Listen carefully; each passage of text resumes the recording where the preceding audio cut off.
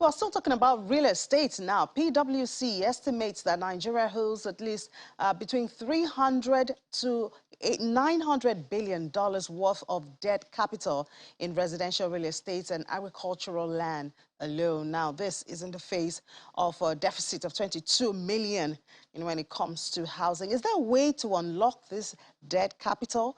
We have the chief economist at PwC Nigeria, Andrew Nevin, joining us now for this conversation. Good morning, Mr. Nevin. Thank you so much for joining us.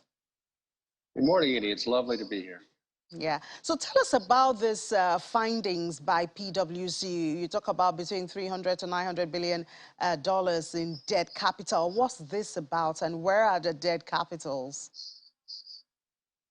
Well, I mean, when we did release this report a few years ago, we were really looking at the fact that Nigeria is a wealthy country. So people keep repeating, wealthy, Nigeria is poor, Nigeria is poor. We just didn't agree. It's wealthy, but the problem is we have assets that don't produce a return. And a lot of those assets are in real estate, as you say. It's not easy to transact real estate. It's not easy to then monetize it. If you want to sell a piece of land and go open a business, then it's not a simple transaction. So it's tying up all this capital in dead capital. And of course, real estate's the largest capital asset. It's at least 3 to 4 times the size of GDP. So if official GDP is 500 billion, and I'm sure the real GDP is probably closer to 700 billion, there's $2 trillion worth of US dollars worth of real estate, and it's tied up in dead capital. But we have other things that are dead capital. I mean, we have mining resources that we're not able to exploit yet. We have resources like the Ajaokuta steel. We have the 3 refineries that suck up a lot of resources from the federal government but don't produce any refined petroleum product. We have the National Stadium, the National Theater. So we're a very wealthy country, but we're not getting a return on these assets. So the report also says that there's the issue of uncertainty of ownership, which has decreased the value of assets, and then the ability to lend or borrow against it. And these loss forms are also debt capital. What do you think, can be done?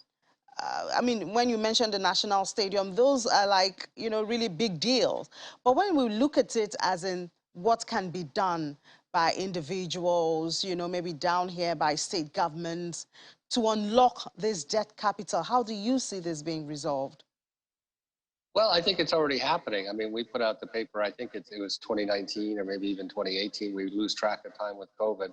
But you hear about people talking at every level of government about the concept of dead capital. And you take, for example, you mentioned state governments. I mean, we're very big on development driven at the state level. Kaduna started several years ago working on mapping its real estate, knowing who owns what, and then introducing a tax to be able to raise tax revenue. And so they're in effect unlocking this dead asset. The National Theater, I mean, we know it has tremendous potential.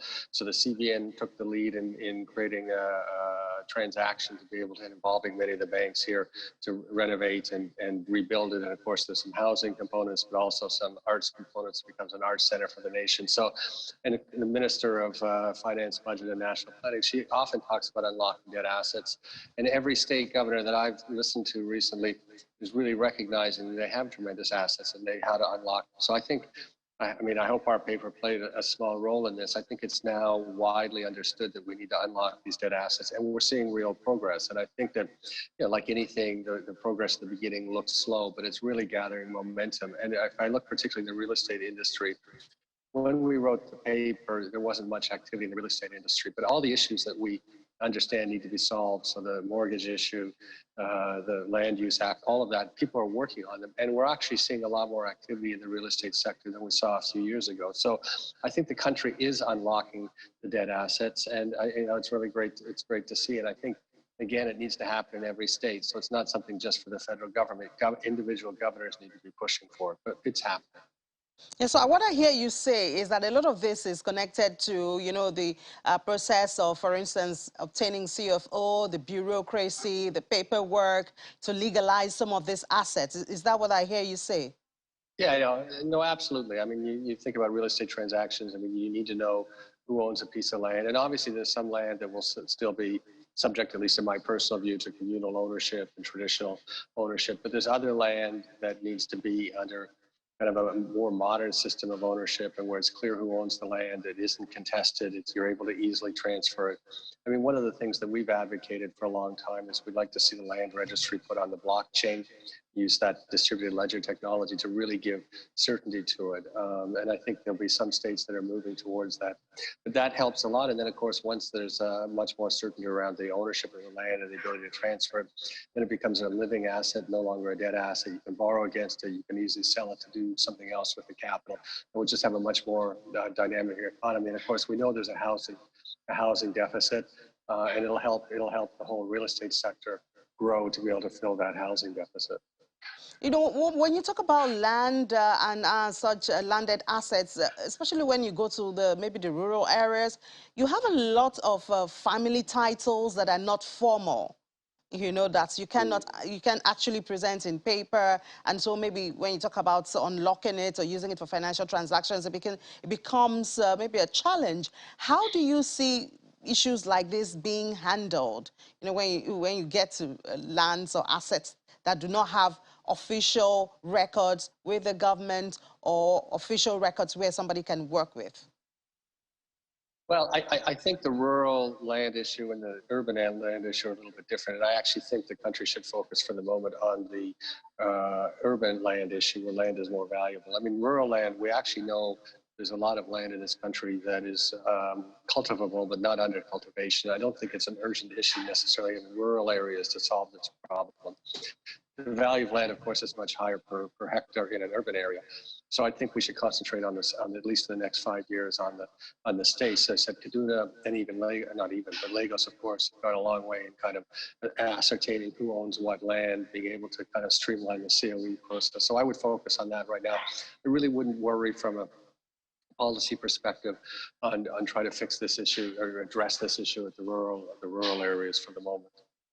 And then talking about the urban areas, you have a lot of unoccupied apartments, and yet we have this 22 or even more deficit in housing. How do we balance this? If you go to, for instance, the island part of Lagos State, you see a lot of apartments that are not occupied, and yet we still have housing deficit. How do we balance the two scenarios?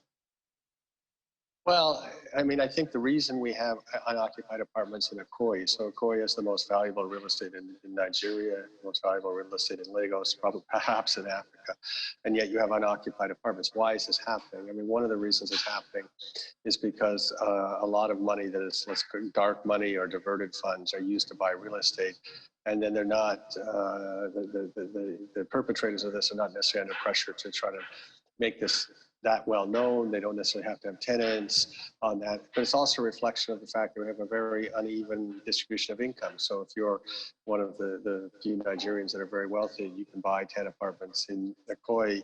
You don't need to occupy them. So both of those issues need to be addressed to do this. They're in a sense collateral damage of these other two issues on there. So I mean, to the extent that we're able to kind of close down the ability to divert public sector funds, they're not going to go into real estate in Ikoyi. In the sense that we're able to kind of get an income distribution that's more even, and there won't be so many people that can then buy 10 apartments and leave them empty. Because what you want, of course, is you want a vibrant housing market, both to sell apartments and houses and to rent them, that works with the market. And if they're empty in a normally functioning market system, if there were empty apartments, the rent would drop because the people that own the apartments want a return on it. But that's not quite working right now. But I'd start with the diversion issue. We have a lot of dark money in this country that owns that sort of real estate that's vacant. So we see that Lagos State government is making an effort to regulate transactions, you know, in the real estate space. Of course, that's for the state. They signed a bill and to regulate some of the transactions to protect. We know that there's the monthly payment of rent that's coming up in Abuja, and now we have Lagos State. So it seems like the government is now really conscious of the fact that we can actually deal with this deficit, but mostly through rent. But what else do you think the government can put in place? Because even when we hear of low-income housing, a lot of people cannot afford it. And then when you talk to the people in the real estate industry, they tell you it's a cost of construction. So what do you think can be done, you know, to get the low-income housing, for instance, and these efforts of government, both the state and at the federal level, to really bear the fruit that is needed? Well, we've said for a long time that real estate's the most important sector to drive unemployment and alleviate poverty in the country. I mean, everyone needs a place to live. And when you develop particularly residential real estate, it drives employment. You need plumbers, you need masons, you need electricians, you need laborers. And of course, you then have the building supply companies who are supplying materials for kind of low and middle income housing. They're not importing these materials. That's driving employment here. And of course, if someone buys a home, they want to furnish it over time, and that will drive employment as well. So it's really critical to get it right. But I mean, the reason for the high cost of low and middle income housing are the same reason we have the high cost of everything, because we have a difficult infrastructure, we have too much complexity in the system.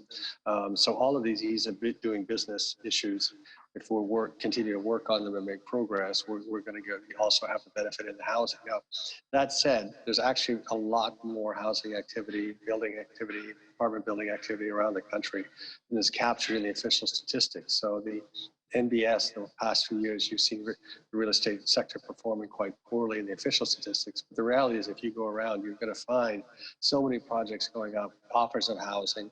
Of course, some of it's a little bit difficult because sometimes the developer doesn't deliver on what they say, and that's created another problem. But I wouldn't necessarily, we should have programs around mortgages. We should continue to work on issues around the COE and the Land Use Act to make it better. That's not going to solve the housing deficit on its own. We also need to just have the general ease of doing business that will help bring the prices down for this kind of low and middle income housing. And the other thing I think that's very important is housing is a very local issue, and it really needs to be driven at the state and even at the municipal level and the way it's done. And of course, from a state or municipal level, it's really valuable to get the housing sector right, because it's definitely the source of IGR that's the most easily attainable and most easily measurable. If you know who owns a piece of property, you're able to tax that piece of property. If the person can't afford the tax, but it's easily saleable, they can sell it and move to somewhere less expensive. So at a state level, these things all need to come together. But as I say, I've seen, actually, for 5-6 years, I've been talking about the real estate industry, and we've really seen, despite COVID in the last 18 months, the real estate industry start to move. So it shows you the enormous pent-up demand that we have for real estate on that. And if we could just get some ease of doing business progress to help bring some of the costs down, it's going to accelerate. Yeah, and one of the things you mentioned is mortgage, and it seems it's catching up, but not as popular as when you talk about the Western world. Yeah, I mean, it's difficult. We have high interest rates. So I had a mortgage. I owned, when I lived in Lagos, I lived in Lucky, and I owned my own property, and I had a mortgage. It was 5 years, and it's very difficult for the average Nigerian to pay off in 5 years. So we need a general reduction in interest rates. I mean, I hope to single digits, but no more than 10 or 11% at least, that brings that down. And we need to extend the tenure of mortgages. 5 years is too short. I mean, it may not be feasible in our environment to have a 25-year mortgage, but certainly I think we could get to 10 or 15-year mortgages. We're on the way to that. So if we had a 10 or 15-year mortgage, some improved ease of doing business, easier titling and transfer and COE procedures, I think those things will all come together to make continue to kind of push a vibrant housing market.